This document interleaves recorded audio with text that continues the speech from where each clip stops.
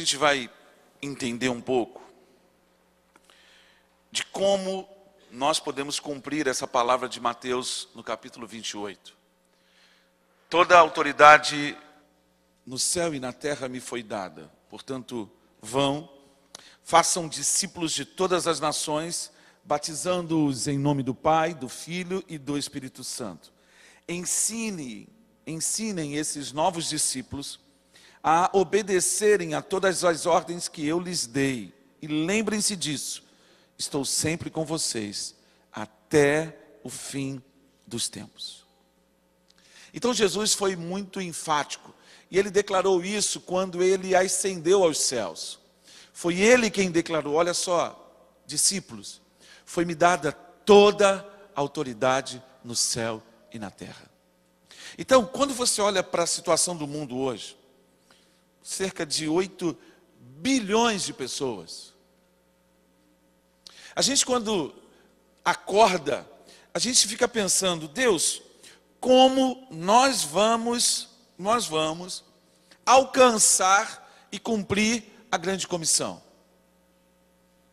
Como, de fato, eu e você seremos um instrumento nas mãos de Deus para cumprir a grande comissão? Porque nós não estamos no mundo para jogar bola, nós não estamos no mundo para divertir-nos, nós estamos no mundo para cumprir a nossa identidade e o nosso destino. Mas quando você olha para essa ordem de Jesus, é muito difícil imaginar como nós podemos cumprir. Então eu quero mostrar para vocês 7 áreas, 7 esferas onde a igreja pode exercer e cumprir o seu chamado. Está aí. Essas são as 7 áreas de influência na humanidade. Toda a humanidade gravita em torno de tudo isso que você está vendo. Família, governo, economia, negócios, ciências e tecnologia, celebração, artes, entretenimento e esportes, educação, mídia, religião e família, e governo.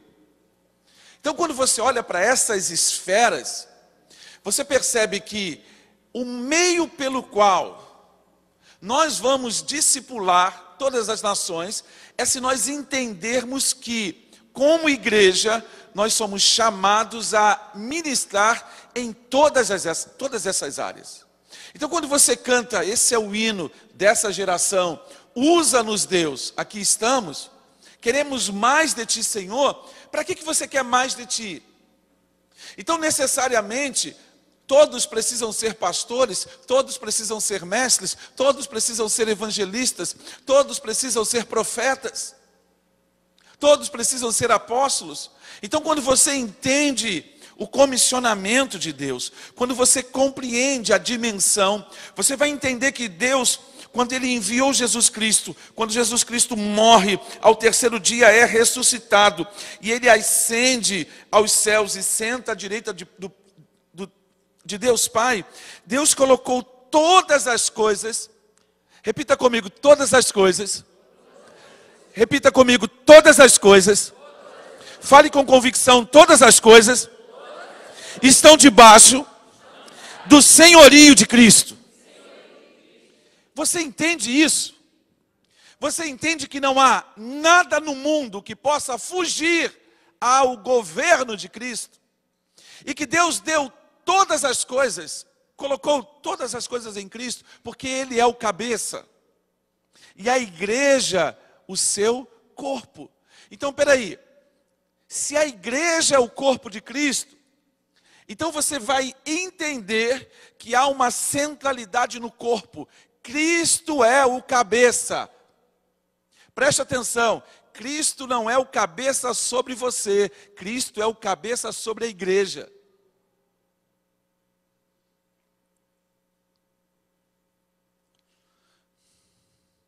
Ele governa o corpo,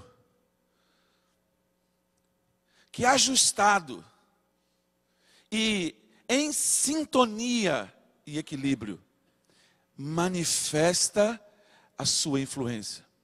Então preste atenção, cristianismo não é religião, porque cristianismo é o relacionamento com o Cristo.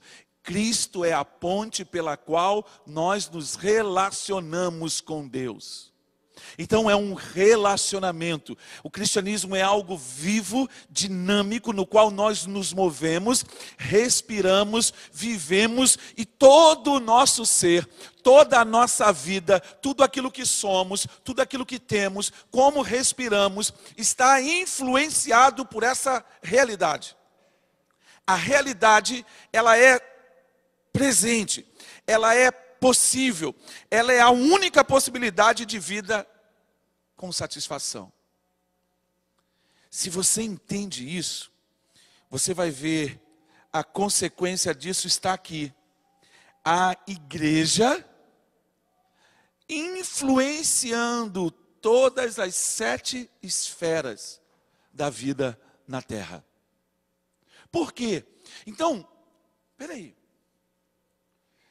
Você precisa aprender a fazer negócios do jeito de Deus. Porque se você não está fazendo negócios do jeito de Deus, se você não está sendo discipulado por Deus, para que você possa fazer negócios e operar na esfera da economia, você não está cumprindo o propósito de Deus.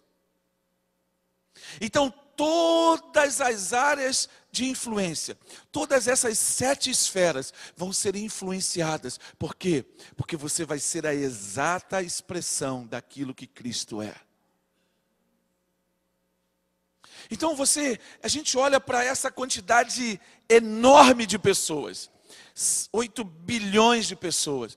E como é que a gente vai alcançar? Como é que essas pessoas vão se manifestar? Então você começa a entender que eu vou estudar, eu vou representar nas artes, eu vou estar envolvido na mídia.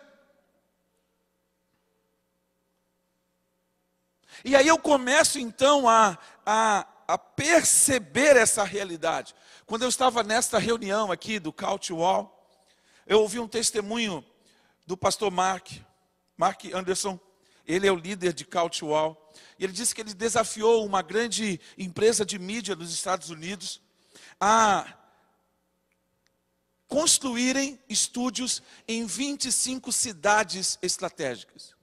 E eles levaram mais de um ano, eles aceitaram o desafio, e eles começaram então esse processo, e eles construíram 25 estúdios de televisão em 25 cidades estratégicas, e começaram a produzir programas nessas cidades em linguagem local. Eu quero que você entenda que não é usar rede social, não é disso que eu estou falando, não. Eu estou falando de que a mídia precisa estar a serviço do reino. Então aquela grande emissora de televisão, aquele grande estúdio de televisão, agora está em 25 cidades espalhadas pelo mundo, fazendo discípulos. Então, eu posso viver o meu chamado em Cristo sendo um profissional de mídia. Eu posso viver o meu chamado em Cristo sendo um profissional de educação. Eu posso viver o meu chamado em Cristo sendo um homem de negócios. Então isso faz com que a nossa visão do mundo seja completamente mudada. Porque eu entendo que quando eu sou discípulo de Cristo, eu sou discípulo de Cristo 24 horas por dia, 7 dias por semana, 365 dias e 366 dias por ano. Fala assim, eu sou discípulo. Fale com convicção, eu. Grita mais alto, fala assim, eu sou discípulo. 24 horas por dia. Dá um glória a Deus bem alto. Você entende? Você não tem como fugir dessa realidade. Porque se você foge dessa realidade, você não é cristão. Cristão é discípulo 24 horas. Todo tempo, em todo lugar, em qualquer circunstância. Então, peraí. O que isso vai produzir? Isso vai levar a gente a entender uma realidade. Essas 7 áreas de influência precisam precisa fazer com que a gente comece a pensar em 7 áreas geográficas. Olha isso aí. Países, áreas, distritos, comunidades, vizinhança, cada indivíduo. Então, quando você pensa nessas 7 esferas, você precisa pensar geograficamente dessa forma. No ano que vem nós vamos ter um congresso no Brasil para 1000 líderes de influência. Não é um congresso que vai ser aberto, você vai fazer a sua inscrição, você vai se inscrever para participar, você entra no site e se inscreve, não. É um congresso no Brasil onde 1000 líderes de influência serão juntados, para quê?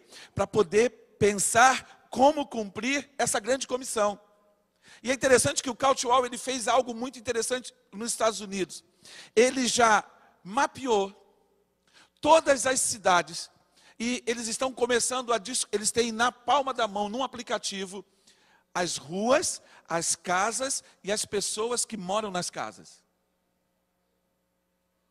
Aí na reunião que eu estava, um rapaz de Curitiba, se eu não me engano, o Matheus, ele trabalha com tecnologia e ele está empenhado de fazer a mesma coisa no Brasil. Para que você saiba, na sua rua, quantas casas tem, quantas pessoas moram nessas casas e quem mora nessas casas. Por quê? Porque o discipulado, meu irmão, ele precisa chegar a cada indivíduo.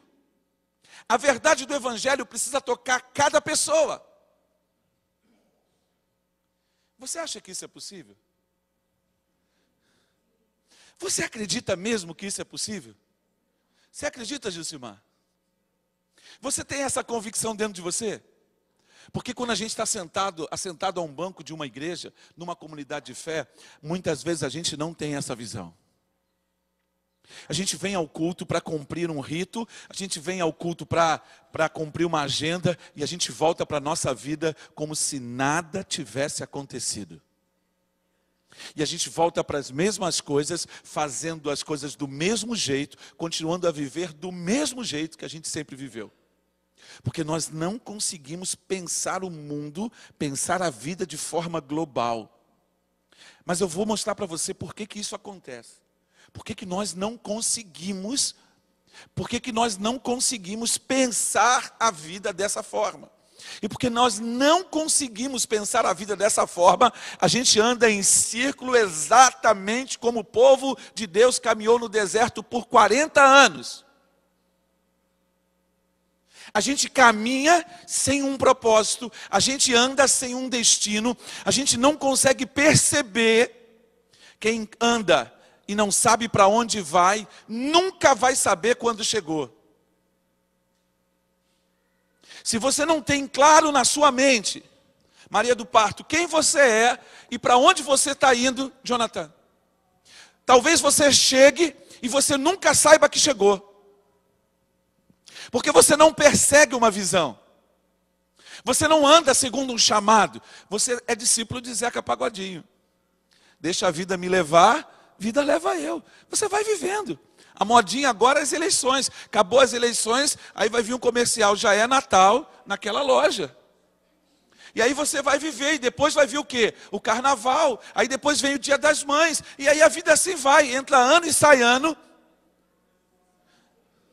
E tudo fica do mesmo jeito. Porque a gente não entende o que a gente está fazendo aqui. A gente não compreende qual é o propósito de Deus para nós. E aí a gente se perde. Vamos mergulhar um pouquinho mais? Vamos entender isso. Você está disposto a caminhar? Pergunta para o irmão que está aí. Vamos caminhar, irmão? Pergunta para ele de novo. Fala assim, pega na mão dele e fala assim, irmão, vamos caminhar.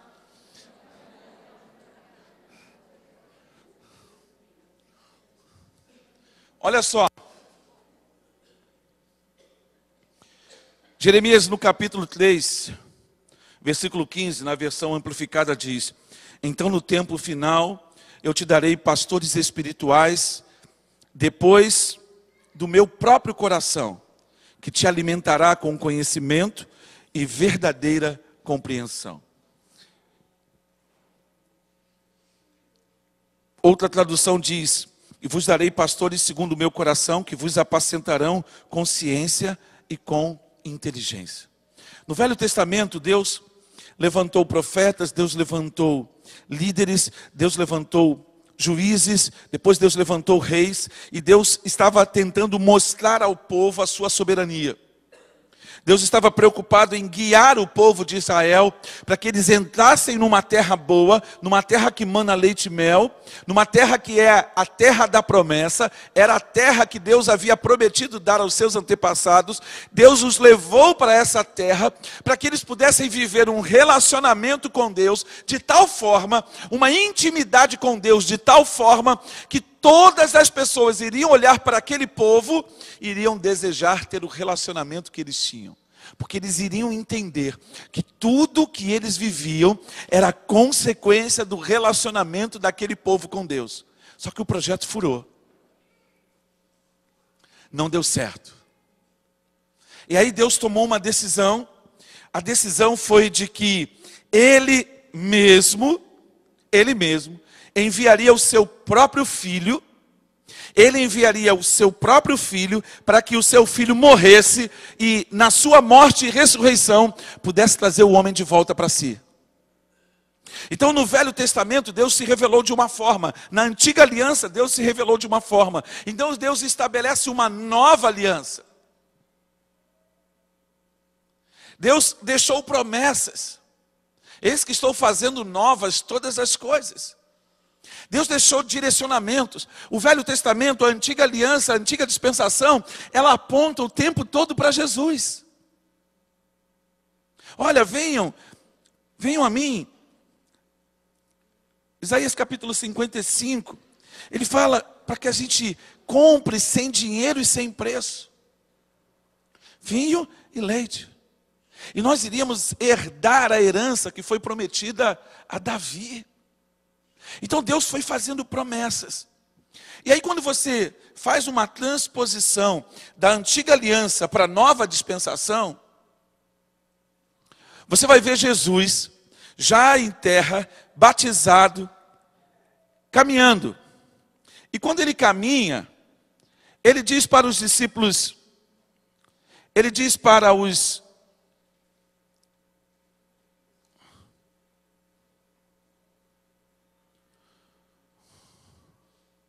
Ok. Mateus no capítulo 9, versículo 35 a 38. Tem Bíblia aí? Abra a sua Bíblia. Jesus percorreu todas as cidades e aldeias na Galileia, ensinando nas sinagogas e pregando as boas novas, o evangelho do reino, e curando todo tipo de doença e todo tipo de enfermidade. Suas palavras e suas obras refletem sua messianidade. Versículo 36.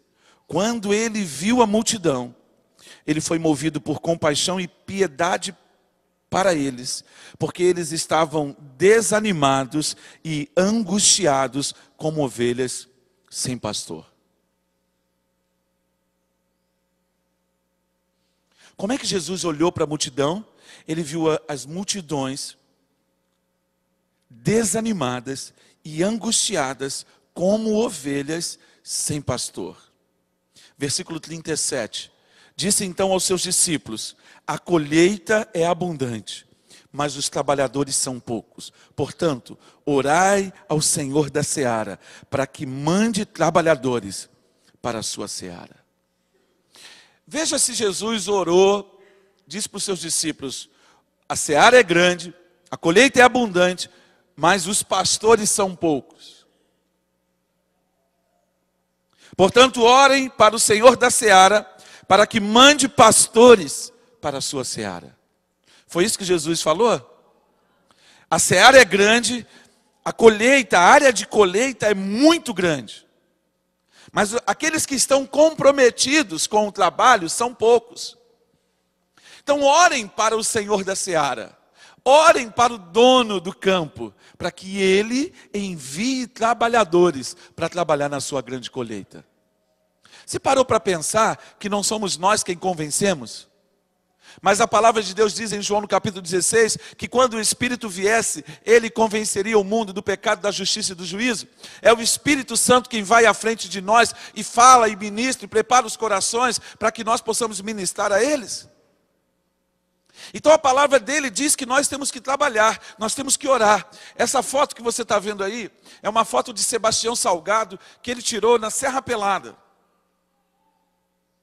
Aquele garimpo, que não existe mais, tá? A área está lá, tem algumas pessoas sempre tentando achar. E aí você vê uma multidão de homens. O que esses homens estão fazendo aí? Eles estão buscando ouro.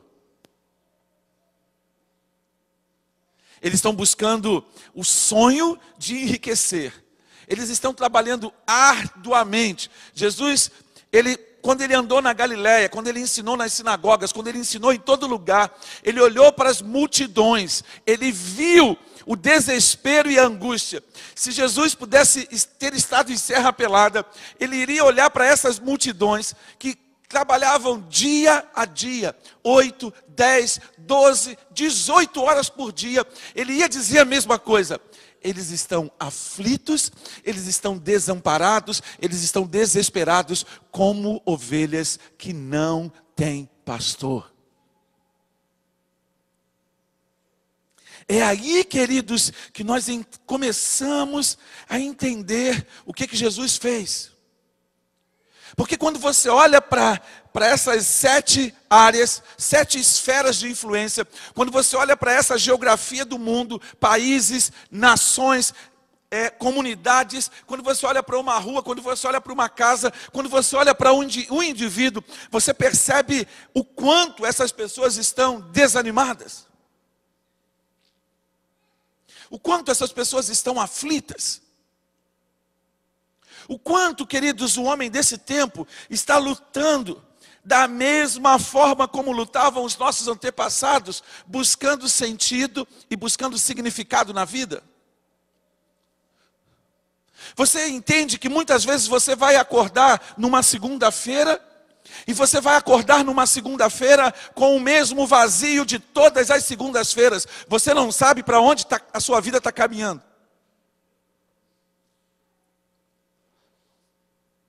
Você entra numa sala de aula, você entra no pátio de uma fábrica, mas você não consegue perceber o que a sua vida está produzindo.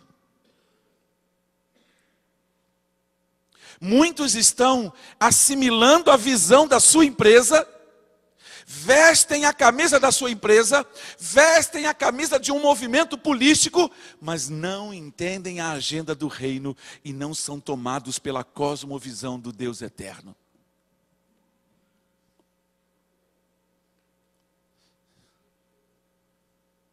Jesus, quando faz essa transposição, e vos darei pastores segundo o meu coração, que vos apacente com ciência e inteligência.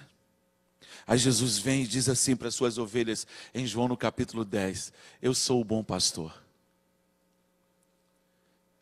Eu sou o bom pastor. Porque o bom pastor dá a sua vida pelas suas ovelhas. Ele vem e diz para as suas ovelhas em João, no capítulo 10. A porta. Ele fala, eu sou a porta. O ladrão, ele veio para roubar, para matar e para destruir. Mas eu vim para que vocês tenham vida. E vivam uma vida abundante. Pare para pensar. Pare para refletir o quanto isso tem um peso para nós. Mas vamos continuar. Eu vou voltar a um ponto antes de Jesus começar o seu ministério, que é um ponto central da nossa palavra. Mateus capítulo 3, versículo 16 e 17. Assim que Jesus foi batizado, saiu da água naquele momento. Saiu da água, desculpe. Naquele momento o céu se abriu e ele viu o Espírito de Deus descendo como pomba e pousando sobre ele. Então uma voz dos céus disse: este é o meu filho amado, em quem me agrado. Quando Deus olhou para Jesus e disse o que dele? Esse é o meu filho amado, em quem me agrado. Imediatamente, depois de ser batizado, o que aconteceu? Mas foi levado por quem para o deserto? Gil. O Espírito Santo levou Jesus para onde? Para o deserto. Para que Jesus foi para o deserto? O que Jesus fez 40 dias e 40 noites no deserto, Carlão?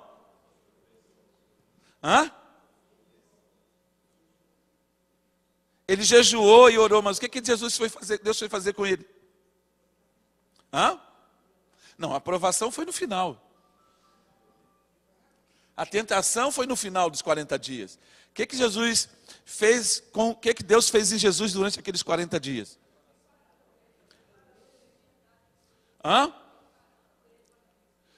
Preparando ele no espírito para quê? Pelas coisas que ele ia enfrentar? Irmão, peraí. Anderson, o que Jesus fez nos 40 dias? Se consagrou. Uau!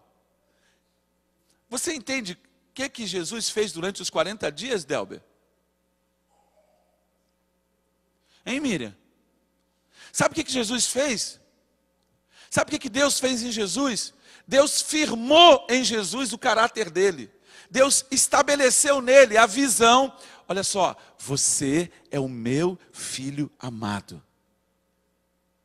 Deus firmou naqueles 40 dias a identidade de Jesus.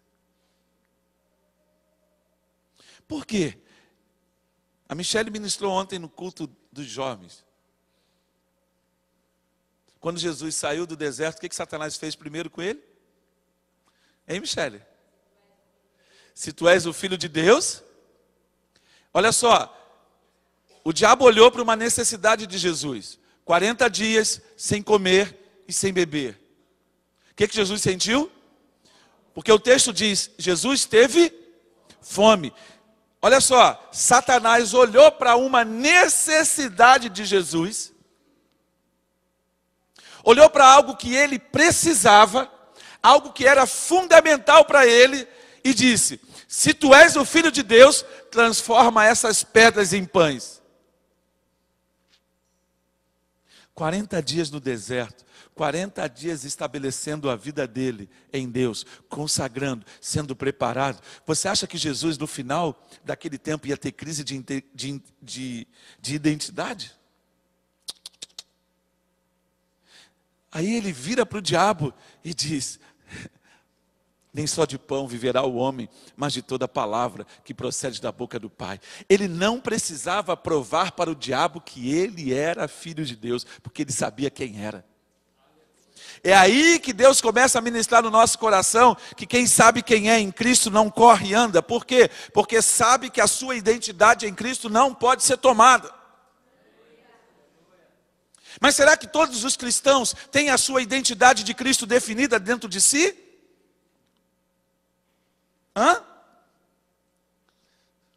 Estão preparados? A irmã disse, ele foi preparado para poder suportar, porque tudo que ele passou não tinha nada a ver com a identidade dele. A identidade dele estava definida dentro dele. Então ele foi para o ministério, ele foi para a vida, ele foi cumprir o seu chamado, ele aguentou a pressão, ele aguentou a dificuldade, ele caminhou, ele parou, ele dormiu, ele orou, ele chorou, ele buscou a Deus. Por que ele fez tudo isso? Porque aí não era mais definição de identidade, era cumprir um propósito. Quem tem a identidade definida, irmão, cumpre propósito. Quem não sabe quem é, fica batendo a cabeça na vida, fica fazendo negócio, fica correndo aqui, correndo lá, correndo para ocular, mas na verdade há um problema de essência na sua caminhada com Deus. E aí nós começamos a entender por que a gente não consegue olhar para essas áreas de influência. A gente não consegue olhar para essa perspectiva de vida e entender o que Deus quer fazer, porque eu não sei quem eu sou. Quem não sabe quem é, está perdido. Quantas pessoas, como o filho mais velho, irmão do filho pródigo, estão perdidas na casa de papai? Estão na casa de papai, mas não sabem quem são. Estão na casa de papai, mas não entenderam a sua identidade. E porque não sabem da sua identidade, não conseguem entender o seu propósito.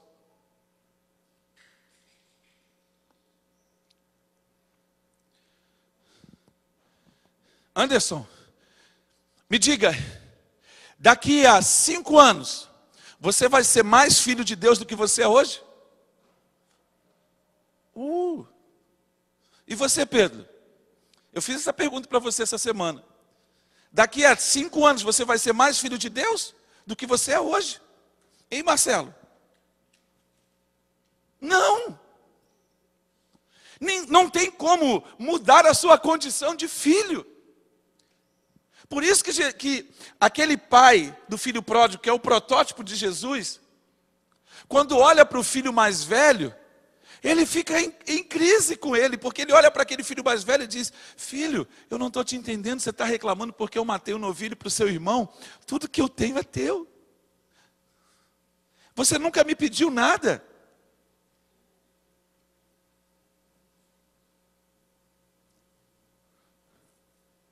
Você na verdade estava em casa, mas você não se sentia filho. Você não vivia como filho. Então, quando você vê o seu irmão voltando para casa, você fica aborrecido. Quando o filho pródigo volta para casa, qual é a declaração dele? Ele diz: vou ter com o meu pai. Eu observei como o meu pai trata os seus empregados. E eu vou chegar em casa, vou dizer para ele: pai, pequei contra o céu e contra ti. Eu já não sou digno mais de ser considerado teu filho. Trata-me apenas como um dos teus empregados. O filho pródigo voltou para casa para ser tratado como empregado. Só que quando ele voltou para casa, ele não chegou nem em casa, porque o pai correu até ele no caminho e disse: o meu filho que estava morto voltou para a vida. O que ele fez? Levou o filho para casa, trocou as vestes. Fala assim: trocou as vestes. Tem gente aqui que precisa ter as suas vestes trocadas. E colocou no seu dedo o anel. E disse: você é filho. Deus não trata filhos como empregados. Eu posso ouvir um amém? Amém. Então qual é a consequência? Olha só, como é que nós vamos cumprir a grande comissão? Como, Anderson, nós vamos discipular nações? Como nós vamos entrar nessa esfera? Como é que nós vamos entrar nessa vida? Como nós vamos entrar nessa pegada? Para que nós possamos discipular nações. Vou te dar o primeiro caminho. Aí.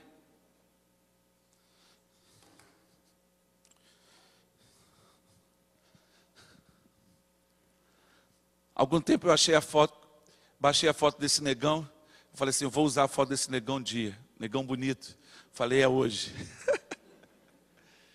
Separe seu ministério de sua identidade. Esse é o problema da igreja. Esse é o problema dos filhos. Sabe por quê? Porque Marcos, você como filho, é filho. Jean, você como filho, é filho. Nada pode mudar sua condição de filho amado de Deus. Jesus, quando olha para você, Michele, diz: você é a minha filha amada. Michele, presta atenção. Você é especial. Fala comigo assim: eu sou especial.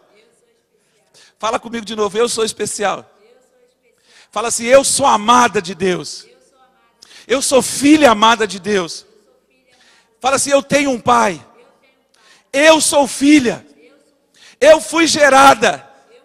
Eu fui amada. Desde o dia que eu nasci. Você entende? Se você é filho, meu irmão, você é filho. Agora, qual é o conflito dos cristãos hoje? É que eles não conseguem entender quem eles são. Por quê? Porque eles confundem o ministério com o chamado. Se acabou o ministério, eu pergunto: acabou a sua identidade? Então você não entende, Tatiana, que você está pronta como filha. Ei, filha, você está pronta. Viu aquela irmã ali, 20 anos. Foi para a rua ontem pela primeira vez. O que é que ela manifestou? A identidade dela como filha. Porque como filha, ela está pronta. Ela nunca tinha ido para a rua. Nunca em 20 anos. Ela foi para a rua pela primeira vez. E ela manifestou o quê? A identidade dela. Mas sabe qual é o problema nosso? Sabe qual é o grande desafio que a gente vive? O problema é que no ministério nós não estamos prontos. Você está pronto para ser um empresário e manifestar o reino de Deus na esfera de negócios? Não. Como filho você está pronto, mas para ser empresário, para manifestar a vida do reino, você precisa ser preparado, você precisa ser discipulado, você precisa receber ferramentas, você precisa receber instrução. Para você ser um médico a serviço do reino, você como filho, você está pronto. Mas para você cumprir o seu chamado como médico, você vai ter que ser preparado, você vai ter que ser lapidado, você vai ter que passar horas e horas e horas e horas estudando, para quê? Para que seja preparado. O problema é que os cristãos não entenderam quem são e não conseguem separar o que é o ministério do que é o chamado.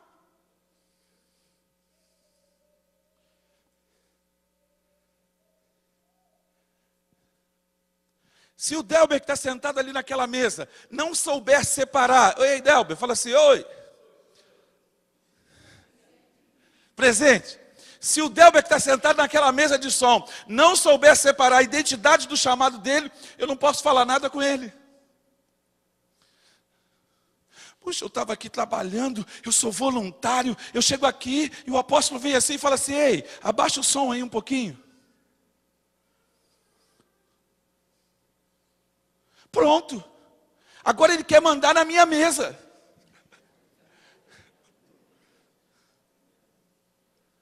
É esse o problema. Você fica cheio de dodói, porque você não sabe quem você é. Ministério não tem a ver com a sua identidade, filho. Tem a ver com o cumprimento da sua identidade, que é outra coisa. E para cumprir a sua identidade, Jesus, que é o cabeça do corpo, ele disse, e deu uns como apóstolos, como pastores, como evangelistas, como mestres, como profetas. Para quê? Para equipar os santos. Para equipar os santos para quê? Para o trabalho. Para o trabalho do ministério. Se a igreja não separar o ministério do chamado da identidade, não consegue fluir. Sabe qual é o problema dos cristãos hoje? Eles perderam a sua identidade. Como eles perderam a sua identidade? Eles estão envolvidos com a esquerda, eles estão envolvidos com a direita. Eles entraram no jogo do mundo para encontrar satisfação. Mas não, a nossa satisfação nunca vai estar no mundo. A minha satisfação, a minha alegria, o meu contentamento está, eu sou filho amado do Pai. Repete comigo, fala assim, eu. Não, fala com convicção, fala assim, eu. Fica de pé, meu irmão, fica de pé. E grita bem alto, levanta a sua mão e diga assim, eu sou filho amado do Pai. Diga bem alto, eu sou filho amado do Pai. Você entendeu? Você entendeu? Então dá um glória a Ele, glória a Deus.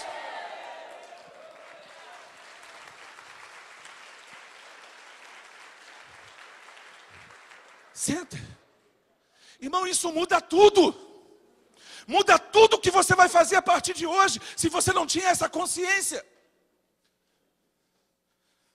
É muito simples entender isso, mas dói profundamente, porque mexe com o nosso ego.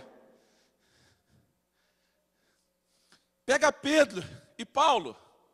Você vai ver Paulo repreendendo a Pedro no ministério. Em Gálatas no capítulo 2. Porque Pedro tinha tomado parte de uns judaizantes. E começou a se bandear para eles. E Paulo foi lá e disse para ele, olha só, a sua atitude é passível de repreensão. Ele disse, repreendi, confrontei face a face. Porque a sua atitude era repreensível. Atitude no ministério. Paulo não foi lá e confrontou a Pedro. Ei, você negou Jesus? Não, porque isso já estava resolvido.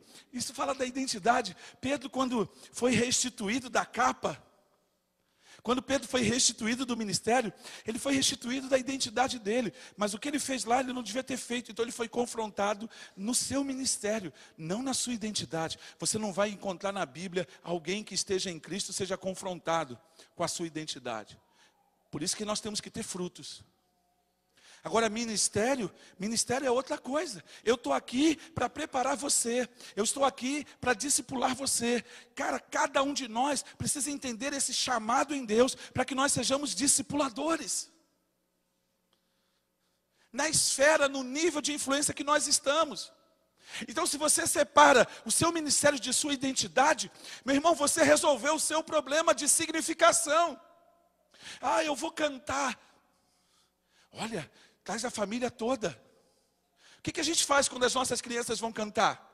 A gente convida todo mundo para ver as crianças cantando. Se acontecer um problema de uma criança daquela não cantar, como é que o pai fica? Vou sair da igreja. Porque eu chamei meu avô, minha avó, minha mãe, meu tio. Olha o batismo da... Oh, meu Deus. Bianca. Já eu ia falar Bruna de novo. Não teve batismo, Deus fez uma revolução. Deus fez uma revolução naquela semana. O pai dela se converteu, a irmã se converteu. Na outra semana teve um casamento. Porque não tem nada a ver com a identidade. O que aconteceu não tem a ver com a identidade dela. Foi um problema que realmente acontece. Mas a gente não entende isso. Aí a gente começa cheio de mimimi. Está doendo, Senhor, eu estou magoado com a irmã porque ela reclamou que eu dou aula desse jeito. Pelo amor de Deus, gente. Alguém tem que cobrar a forma como você dá aula. Alguém tem que chamar a sua atenção, porque você não está sendo apto naquilo que você está fazendo. É assim em todo lugar. Por isso que as pessoas ficam aborrecidas no trabalho, porque elas confundem o trabalho com o que elas são. Se tirar o trabalho dele, matou. Você conhece aquela pessoa que se aposentou e morreu? Por quê? Porque ela era o trabalho. Ela não tinha identidade. Ela não tinha vida pessoal. Ela não tinha nada. Tudo que ela era o trabalho. Perdeu o trabalho, perdeu tudo.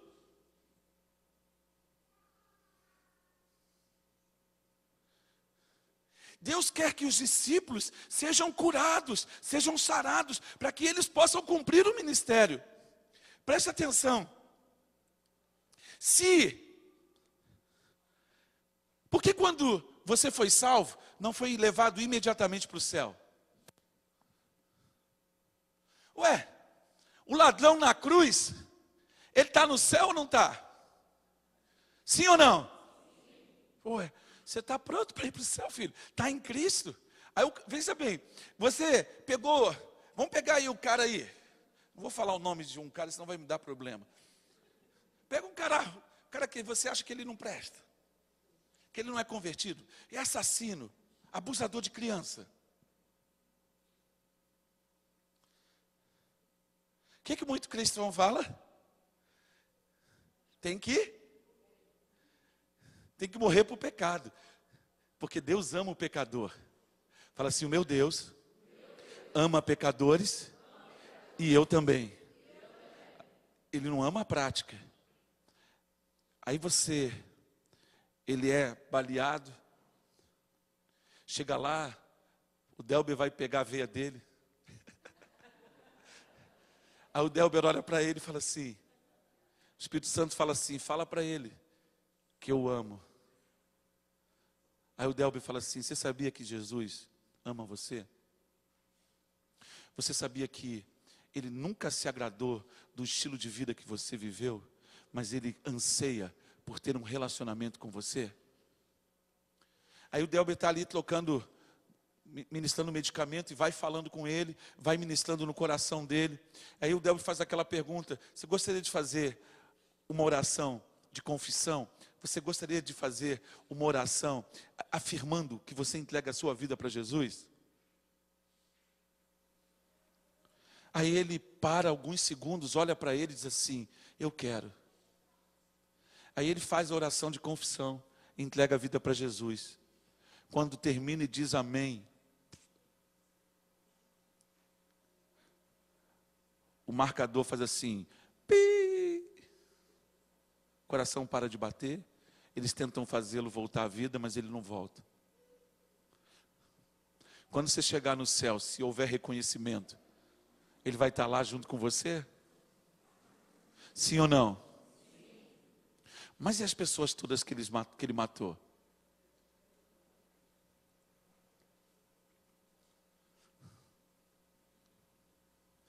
Foi perdoado.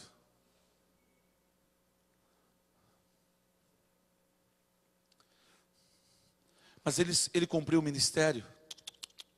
Não deu tempo. Ele cumpriu o chamado? Não deu tempo. Mas eu vou perguntar para você. Você está na mesa, o Delber está pulsionando sua veia? Não. Você vai morrer amanhã? Espero que não. Você teve tempo de cumprir seu chamado? Está tendo.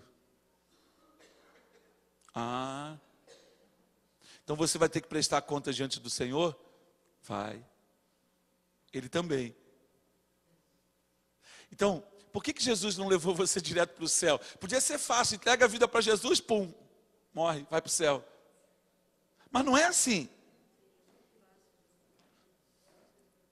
Você continua aqui. Se você continua aqui, Jean, é para você cumprir. Então, você muda a perspectiva de como você olha para a vida. Por quê? Porque minha identidade define meu ministério, nunca o contrário. Nunca o seu ministério definirá sua identidade. Não é o que você faz que define quem você é quem você é que define o que você faz. E aí você muda a forma como você vê as coisas. É mudada a forma como a vida é encarada. Por quê? Porque a partir de então, espera eu sou filho, então eu tenho que me mover como filho. Filho anda em santidade. Filho anda em santidade. Vou repetir, os filhos andam em santidade. Se você não está andando em santidade, é porque você está com a sua imagem deturpada de filho. Porque se você é filho, você tem que andar em santidade, tem que andar em novidade de vida. Meu ministério, ele não me define. Agora, quem eu sou em Deus, define o meu ministério. É a minha identidade, é o contrário. Então eu descubro que eu sou professor. Eu sou conferente no supermercado. Eu sou o quê? Carpinteiro, soldador, tem muito soldador aí, eu sou metalúrgico. Caldeireiro. Eu ficava tentando entender o que era caldeireiro, rapaz. Eu falava assim, rapaz, o que é esse negócio de caldeireiro? É o cara que mexe com caldeira? Que cuida da caldeira lá do rancho? Aí eu, rapaz, espera aí. Então você é um profissional da ferramentaria? Legal, cara. Você é filho. Exerça o seu chamado lá onde você está. Agora, se eu não entender onde eu preciso estar, preste atenção. Cada cristão precisa estar inserido no corpo. Porque o senhorio de Cristo é sobre o corpo. O senhorio de Cristo é sobre o corpo, manifesto através dos seus membros. Cada cristão precisa estar inserido num corpo de Cristo. Precisa estar sentado numa igreja local. Por quê? Porque a igreja exerce o seu chamado. A igreja local, queridos, preste atenção. Cada comunidade local, cada local tem uma responsabilidade de cumprir e preencher o chamado de Deus dessa grande comissão. Então cada um vai fazer um pedacinho, cada um vai ter uma ênfase, cada um vai ter um direcionamento no ministério. Porque Deus, Ele nos ama porque Ele nos deu a multiforme graça. Foi graça. E essa graça, ela é manifesta no mundo de forma multiforme. Por quê? Porque a coisa mais importante, olha aqui. Não existe nada mais importante na vida de um cristão do que ganhar vidas e cuidar bem delas. Se você é um cristão e não ganha vidas, você não está cumprindo a resolução da sua identidade. Porque Jesus, quando olhou para as multidões, Ele disse: essas multidões estão desamparadas, estão aflitas, porque elas não conhecem o pastor. E o pastor que elas não conhecem não sou eu, é o pastor Jesus. É Ele que é o supremo pastor. É Ele quem guia, é Ele quem conduz. Ele colocou o governo debaixo dos seus ombros. Há um princípio pelo qual o mundo se move na autoridade do corpo de Cristo. O problema é o entendimento de como essa autoridade é exercida. O problema é entender essas realidades. Quando você entender que não existe nada mais importante na sua vida do que ganhar uma pessoa para Jesus, você vai entender então para que você existe e como Deus vai trabalhar em você, como Deus vai treinar você, como Ele vai equipar você para que de fato a vida dele frutifique através de você. Eu já estou caminhando para o fim. Eu quero mostrar mais um slide para você. Pega aí a sua Bíblia, compara as duas versões. Colossenses no capítulo 1, versículo 26 a 29. Não dá para você ler aqui, talvez dê para você ler no vídeo, não sei. Mas eu vou colocar aqui, isto é, o mistério que estava escondido dos anjos e da humanidade, por eras e gerações, mas agora foi revelado aos seus santos, o povo de Deus.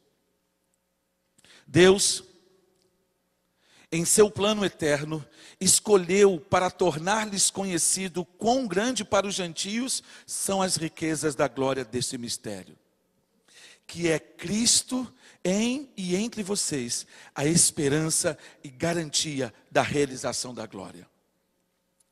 Nós o proclamamos, advertindo e instruindo a todos em toda a sabedoria, isto é, com uma visão abrangente da palavra e dos propósitos de Deus, para que possamos apresentar todas as pessoas completas em Cristo, maduras, totalmente treinadas e perfeitas neles, os ungidos. Para isso, eu trabalho frequentemente ao ponto da exaustão, lutando com o seu poder. Olha bem o que Paulo diz: lutando com o seu poder e energia, que tão grandemente trabalha dentro de mim. Quem é que trabalha com poder e energia dentro de você? É o Espírito Santo, mas ele diz: eu trabalho arduamente, a ponto de ser levado à exaustão. Por quê? Porque Cristo em cada um de nós é a esperança da manifestação da glória. Eu vou voltar aqui para você entender.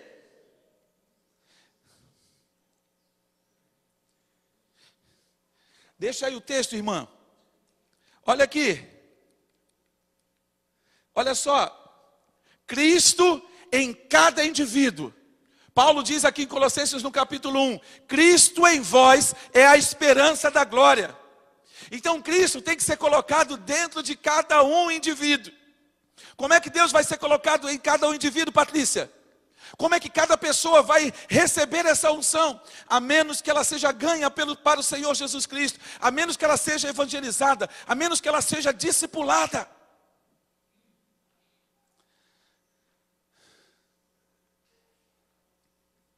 É assim que em cada país, em cada área, em cada distrito, em cada comunidade, em cada vizinhança, em cada lar, sobre cada indivíduo, a graça do Senhor precisa ser manifesta.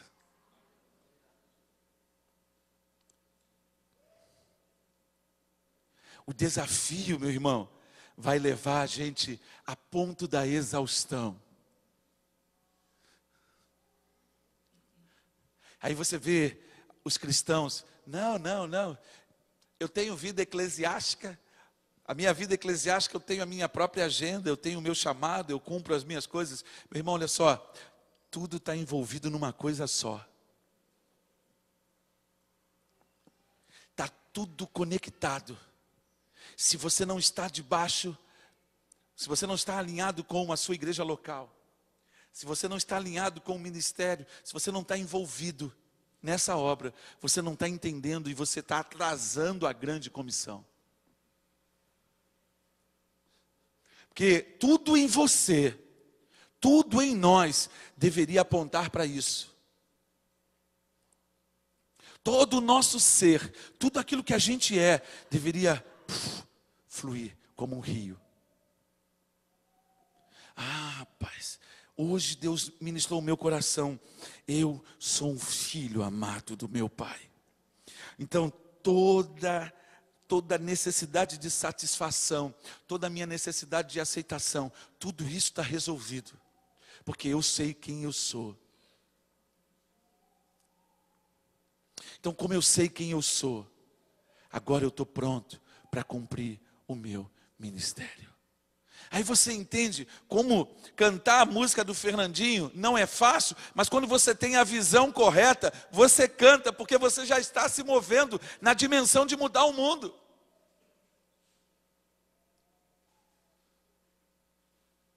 Você está se movendo nessa esfera. Você está caminhando, peraí, eu faço parte disso.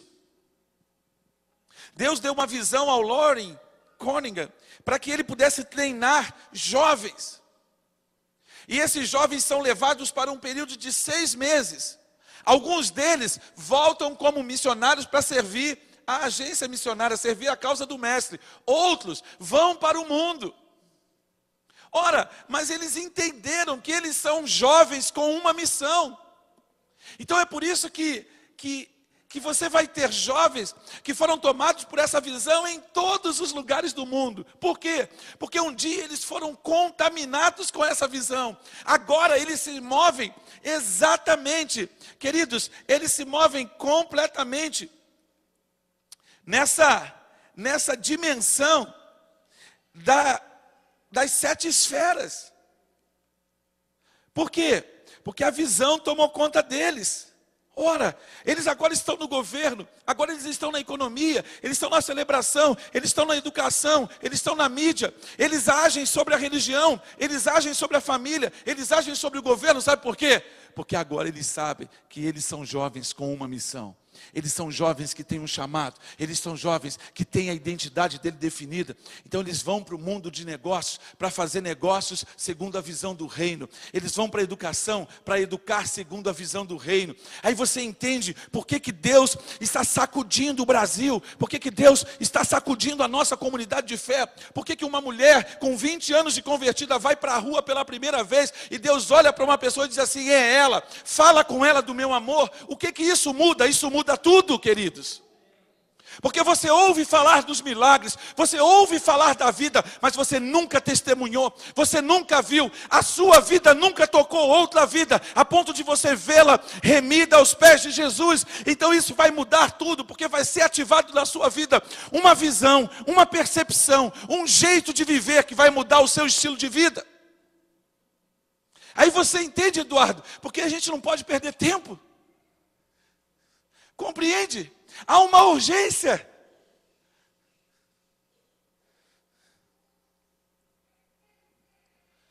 Aquela moça que foi encontrada na rua, a gente não sabe o que aconteceu com ela.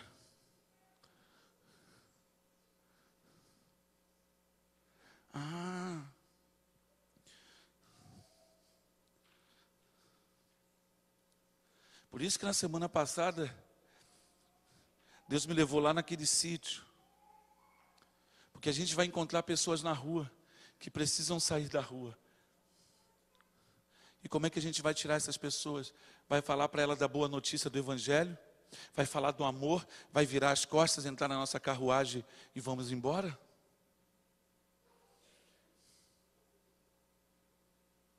É aí que você descobre como Deus está trabalhando na sua comunidade de fé, no seu corpo, porque é o seu corpo é que manifesta a presença dele na terra.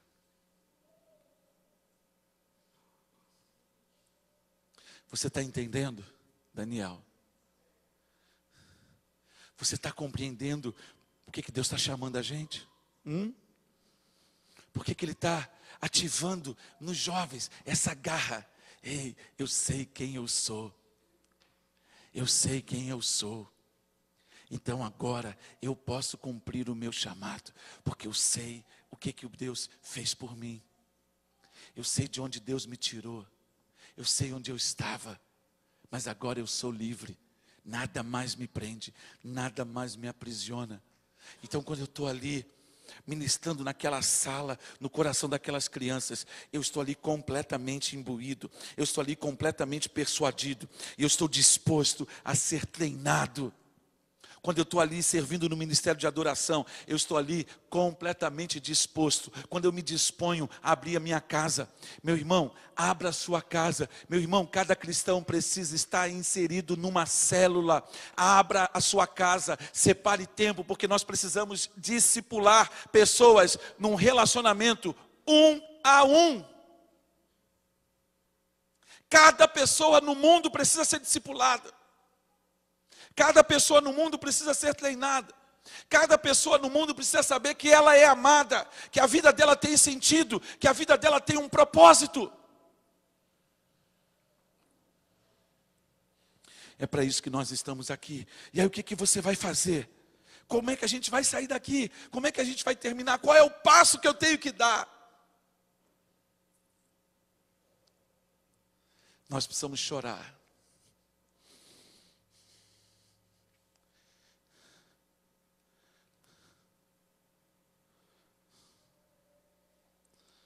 É aí, queridos, que nós somos desafiados. E eu faço essa pergunta a você: qual foi a última vez que você chorou por almas?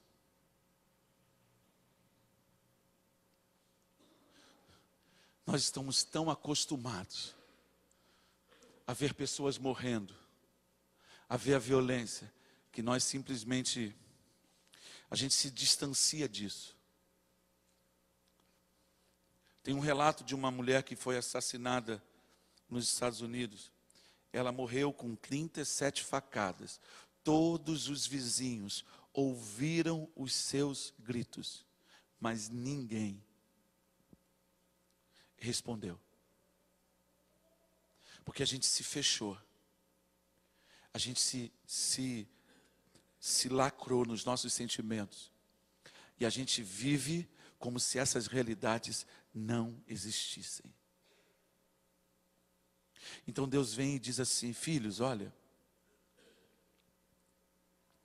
eu queria que você entendesse que não foi você que me escolheu, fui eu que te escolhi. Eu designei você, Michele, você, Marcelo, você, Bianca, você, Cleide, você, Sabrina, você, Sandra, você, Eduardo. Eu designei você, Vinícius, Fábio, Isabel. Como é que é seu nome? Rebeca, você também, Rebeca. Como é que é seu nome? É você. Beatriz, você também. Você também. Ele diz: eu designei vocês, para que vocês vão, Anderson, e frutifiquem. E eu quero que vocês me apresentem frutos que vão permanecer, a fim de que tudo que vocês peçam ao Pai, debaixo da minha autoridade, Ele conceda a você. Muda tudo. Muda tudo. Muda tudo. Por quê? Porque Ele vai fazer a gente chorar. Ele vai fazer o nosso coração sentir a dor que Ele sente. Aí você vai descobrir que você é uma pessoa incrível. Tem nada a ver com quem você é. Deus diz: você é incrível. Mas às vezes eu e você somos desobedientes. Mas Deus continua olhando para a gente e dizendo assim: rapaz, você é incrível. Você é o meu filho amado. Mas eu vou ter que discipular você. Eu vou ter que confrontar você. Eu vou ter que apertar você. Talvez você vá perder esse emprego agora, meu filho, para você aprender que você é meu filho amado. Mas você não gosta de obedecer. Você não gosta de se sujeitar. Visitando lá os irmãos no sítio, eu vivi com o Wagner. Você conhece o Wagner, que foi esposo da Catiane? Eu trabalhei com o Wagner a exaustão. E ele viveu um negócio que me chamou muito a atenção. O papai falou assim, ó, você vai por aqui, ele já está tão legal que ele está indo para a EBD de manhã e você volta pelo mesmo caminho. Aí o rapaz ofereceu carona para ele. Aí ele falou assim, não, o líder do centro de recuperação falou para eu ir por esse caminho e voltar por esse caminho. Aí ele chegou para ele, porque o rapaz tinha falado para ele que ele tinha dado carona, ele não quis vir. Ele falou, poxa Wagner, fulano quis te dar carona e você não quis aceitar. Ele falou, Marcelo, eu vou falar aqui com todo, depois eu vou editar ali e vou tirar. Eu vou falar o que ele respondeu para ele. Ele falou, Marcelo, eu fiz merda a minha vida toda. Você falou para eu ir por um caminho e voltar por ele. Eu obedeci, eu fui para o caminho e voltei pelo mesmo caminho. Eu não aceitei carona, porque você falou para mim que eu não podia aceitar carona. Eu descobri que a maioria dos dependentes químicos continuam dependentes químicos. Sabe por quê? Porque não se submetem, não obedecem a ninguém. São pessoas que não têm limite. Nunca tiveram limite na vida. Por isso continuam presos nas drogas, porque não obedecem pai e mãe, são chicoteados pelo diabo. Chicoteados pelo diabo todo dia. O Marcelo falou para mim, pastor, eu estava sentado na esquina, depois de cheirar 3 dias, o traficante virou para mim e falou assim, rapaz, vai para casa. Ele diz, eu já não aguentava mais cheirar. O próprio traficante, o dono da boca, falou, rapaz, vai para casa, para com isso. Aquele dia, para ele, foi o fundo do poço. Sabe qual é o problema, meu irmão? É que a turma está pulando para o poço com a pá. Ele chega no fundo, mas ele cava. O Vinícius está rindo. Ele pula para dentro do poço, Vinícius, com a pá. Porque ele chega no fundo, aí ele vai e cava mais um pouquinho. Tudo isso porque não tem disciplina. Muitos dos filhos de vocês vão ser submetidos a um processo de dor, porque você está falhando em corrigi-lo, em exigir dele disciplina e impor limites para ele. Não é porque você tem dinheiro que você tem que dar tudo o que ele quer. Não dê tudo o que ele quer, porque a vida não vai dar tudo o que você quer. Fecha parênteses. Veja, eu não estou falando da sua identidade. Entendeu aqui agora? Você está compreendendo? Olha aqui o testemunho, o exemplo. Eu não estou falando da sua identidade. Vinícius, você é top. Você é lindo. Michele, você é perfeita. Patrícia, você é perfeita, porque se você está em Cristo, irmão, você é top, você é nota 10, porque você é filho amado do Pai. Mas ministerialmente, você tem que aprender muita coisa. Eu tenho que aprender, eu aprendo todo dia. É por isso que a gente não entende. Aí a gente não afina. Aí o cara acha que eu estou brigando com ele. Eu não estou brigando com você. Eu não estou falando, não é pessoal. Há uma questão ministerial que você tem que ser discipulado.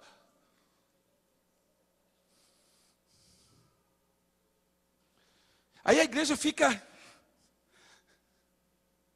Presta atenção, ceia, virada do ano, irmão, corre lá. Já deveria ter as 500 pessoas lá. Mas aí vocês ficam, não, eu não sei se eu vou. Irmão, esse culto da virada é o culto-chave para tudo que Deus vai fazer. Deus vai fazer algo profundo. Mas você tem que dizer, eu vou participar dessa ceia. Eu não sei o que esse homem está arrumando, não. R$2 não dá para pagar uma ceia. Mas eu vou me submeter, eu vou vir. Sabe por quê? Porque eu sou corpo. Eu faço parte. Para alguns de vocês, ser membro da igreja é só ter um nome no hall de membro, porque você faz da sua vida o que você quer.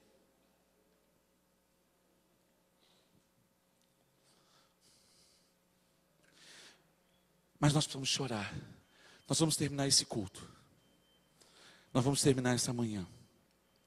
E eu creio que o Senhor vai fazer algo agora aqui, que Ele vai quebrar a gente, porque, cara, Deus está chamando a gente para algo grande. O que é algo grande? Ganhar uma vida. Ganhar uma vida. Não tem preço. Não tem preço. Quando você pega uma vida que estava perdida e ela diz assim: eu me rendo.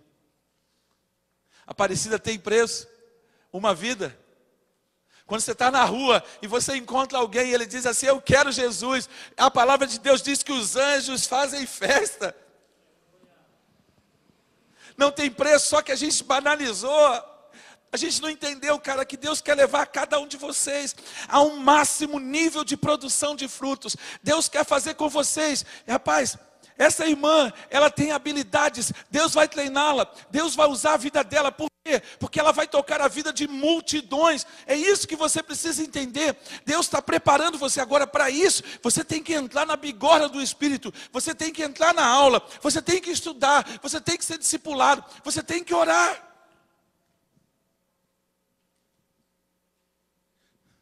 Eu vou parar por aqui. Eu queria que você começasse a orar nesse momento. Porque há algo dentro de você que precisa se mover, cara. Há algo dentro de você que precisa ser transformado. Há algo dentro de mim que precisa mudar de uma vez por todas. Por quê? Porque o Senhor nos chamou. O Senhor nos está envolvendo. O Senhor está nos desafiando para que de fato nós possamos alcançar muitas pessoas com esse amor, com essa graça. Porque vocês, cara, são top. Vocês são muito bons. Vocês têm habilidades incríveis. Eu olho para algumas mulheres aqui, elas têm habilidade de administração, outras têm habilidade na cozinha, outras têm habilidade no cuidado. Existem homens aqui que são hábeis nos negócios, mas você ainda não entendeu que Deus quer que você se torne um líder de homens de negócio. Para isso, você vai ter que ser discipulado, cara. Porque vão chegar pessoas para você e vão perguntar: rapaz, como é que você tem paz? Como é que você faz para você conseguir resolver, porque o mundo está tão difícil? Aí você começa a falar para ele do seu amigo. Aí você começa a apresentar para ele Jesus, porque você aprendeu como você vai apresentar para ele Jesus. E aí de repente aquele cara, que também é como você, um homem de negócios, entrega a vida dele para Jesus. E aí você é obrigado a abrir uma célula, é obrigado a entrar num processo de treinamento. Só que como é que você vai se submeter e vai estar numa posição de autoridade, se você não se submete a estar debaixo da autoridade de um líder?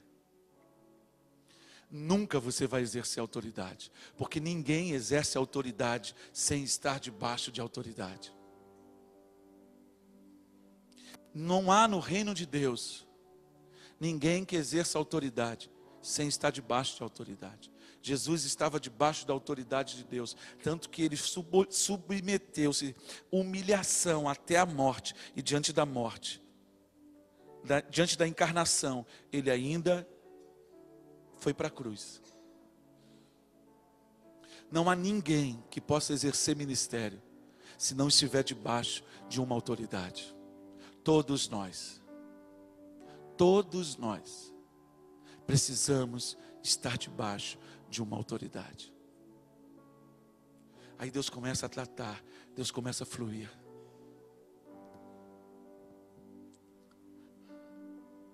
Oh papai, fala conosco, Senhor.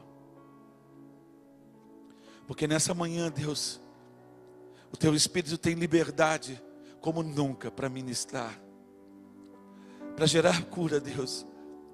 Pessoas aqui precisam ser curadas na sua identidade, porque elas não têm claro diante de si que elas são filhas, Deus, que elas são filhas amadas do Pai. E os Teus anjos que são ministradores, eles estão aqui, Deus. O Teu Espírito Santo está aqui. Ah, Deus, um constrangimento. Só que eu aprendi essa semana com uma irmã, Deus, constrangimento não muda a vida. O que muda a vida é arrependimento. Quantos de nós somos constrangidos em muitos cultos, mas saímos do culto e continuamos fazendo a mesma coisa, porque não houve arrependimento, foi apenas uma emoção no nosso corpo, na nossa alma. Mas quando o Espírito Santo ele vem e nos constrange, nós chegamos para papai e dizemos: Senhor, o teu Espírito falou verdades a meu respeito, e eu hoje me arrependo. Eu hoje vou mudar de vida, porque eu vou mudar de atitude. Mudança de vida só acontece se mudarmos a atitude. Agora, papai, fala com os teus filhos, aqueles que têm uma imagem deformadas como filhos. E é com você que eu quero falar agora. Se você está tendo uma imagem deformada sua, você não entende que você é filho, eu quero que você fique de pé no seu lugar. Se você até hoje não tinha claro para você que você é filho, eu preciso que você fique de pé, porque eu quero orar com você. Se isso não é claro para você, se você não tem essa imagem formada dentro de você, não fica preocupado com ninguém não. Não olha para o lado não, olha para dentro de você. Se você não tem claro, definido diante de você a sua imagem de filho, fica de pé, que eu quero trabalhar com você nesse momento. Se você não está se sentindo amado, se você está conflitando dentro de você, você está perdido, nessa manhã você vai ficar de pé em nome de Jesus, e eu vou orar por você, eu vou quebrar o jugo, porque esse jugo já foi quebrado na cruz, não sou eu, profeticamente, eu vou trazer a realidade da cruz para a sua vida. Fica de pé em nome de Jesus. Aqueles que não têm a visão clara de que são filhos, aqueles que não têm clara a visão de que são filhos, fique de pé. Mais alguém, fique de pé. Não é hora de olhar para o lado, é hora de olhar para dentro. Olhe para você, fique de pé. Papai, nessa manhã, em nome do Senhor Jesus, Senhor, eu quero te pedir que tu ministres sobre a vida da tua serva, Senhor, porque nessa manhã, toda rigidez da sua mente, toda estrutura espiritual de aprisionamento está sendo quebrada, porque Jesus morreu na cruz para nos levar-nos para um relacionamento com o papai. E agora, Deus, essa tua serva, que é filha amada do Pai, ela entra numa dimensão, Deus, onde o teu Espírito gera dentro do Espírito dela a certeza e a firme convicção de que ela é filha amada do Pai, e que precisamos andar em unidade, e para andar em unidade, precisamos estar ligados uns aos outros, juntas e medulas, precisamos estar conectados em um mesmo Espírito, e a quebra de princípio de autoridade gera rebeldia, gera facção, gera dissensão, porque não entendemos. Nós não estamos no mundo simplesmente para formar famílias, nós não estamos no mundo simplesmente para vivermos essa coisa linda do relacionamento familiar. Não, Deus nos colocou no mundo para cumprirmos um propósito através da nossa família, discipular nações. Os nossos filhos foram dados a nós para que eles sejam impulsionados para o alvo que é Cristo. Tudo na nossa vida caminha para Cristo e a partir de Cristo, e nós precisamos entrar nessa esfera, nessa dimensão. Portanto, se há pessoas aqui nessa manhã que precisam ser alinhadas com relação ao seu ministério, com relação a princípio de autoridade na sua vida, você vai ficar de pé no seu lugar, porque nessa manhã Deus vai trazer um alinhamento no seu ministério. Deus vai trazer um alinhamento na forma como você olha para o ministério. Fique de pé. Se você precisa mudar algo na sua forma de entender o ministério, você vai ficar de pé em nome do Senhor Jesus e vai caminhar numa nova esfera, vai caminhar numa nova disposição da sua mente, entendendo que o reino de Deus é estabelecido através de um corpo, não simplesmente de indivíduos isolados, mas indivíduos que estão conectados e ligados a um corpo, onde são cobertos, onde são queridos, onde são nutridos, onde são gerados. Paulo deixa muito claro que ele trabalha arduamente até que Cristo seja formado dentro de nós. Foi isso que ele disse para a igreja da Galáxia, porque aqueles crentes estavam se desviando. Ele diz: estou voltando. Será que eu vou ter que sentir dores de parto novamente em vocês? Eu vou ter que gerar vocês novamente? É isso que Deus quer fazer com você. Então, em nome do Senhor Jesus, fique de pé no seu lugar. Deus quer quebrar jugo nessa manhã. Deus quer quebrar estruturas nessa manhã. Vai ficando de pé, meu irmão. Vai ficando em pé em nome de Jesus. Vai soltando tudo que você tem carregado, tudo que você tem segurado, tudo que foi a muleta que amparou a sua vida, todos os argumentos da sua mente, eles vão cair por terra agora, porque nós vamos sair daqui unidos, nós vamos sair daqui marchando, nós vamos sair daqui para conquistar gerações. Fique de pé no seu lugar, fique de pé no seu lugar em nome de Jesus, em nome de Jesus. Esse é o tempo, essa é a hora, esse é o momento. Fique de pé no seu lugar, em nome do Senhor Jesus, em nome do Senhor Jesus. Fique de pé no seu lugar. Fique de pé no seu lugar. Fique de pé no seu lugar. Meu irmão, a urgência em você se alinhar nessa manhã. A urgência, meu irmão, em você entender o propósito de Deus. Fique de pé no seu lugar em nome de Jesus.